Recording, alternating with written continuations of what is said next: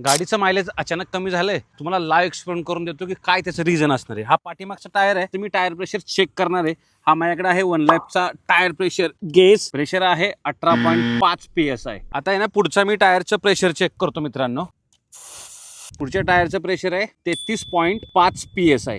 मित्रांनो, दोन्ही टायर पाहाल तर तुम्हाला बघायला तर सारखेच वाटतात, पण टायर प्रेशर डिफरन्स आहे। मागच्या टायरमध्ये 31 PSI प्रेशर पाहिजे आपल्या वर्णामध्ये, आणि 18 PSI प्रेशर असल्यामुळे गाडी मायलेज देत नाहीये। जेव्हा तुमच्या गाडीच्या टायरमध्ये हवा कमी असते ना, तेव्हा घर्षण वाढतं, आणि घर्षण वाढल्यामुळे इंजिनला पॉवर जास्त लागते, आणि म्हणूनच मायलेज तुमचं आहे ना गाडी कमी देते। मित्रांनो, अशा सिच्युएशन मध्ये वाचण्यासाठी माझ्याकडे हा वन लॅपचा टायर इन्फ्लेटर। हा पोर्टेबल आहे, म्हणजे तुम्ही चार्ज करून कुठेही इमर्जन्सी मध्ये घेऊन जाऊ शकता। डिजिटल डिस्प्ले याच्यामध्ये दिलेला आहे, इमर्जन्सी लाईट दिलेली आहे, इथे फॅन प्रोव्हाइड करण्यात आलेला, बेस पण चांगला आहे, हेवी ड्युटी आहे मित्रांनो, आणि फ्रॅक्शन ऑफ सेकंडमध्ये हवा भरू शकते। मित्रांनो, हे छोटंसं वन लॅपचं टायर प्रेशर चेक, याचा जो हेड आहे तो झिंक अलॉयनं बनलेला आहे, त्यामुळे खूप स्ट्रॉंग आहे, पडला तरी तुटणार नाहीये।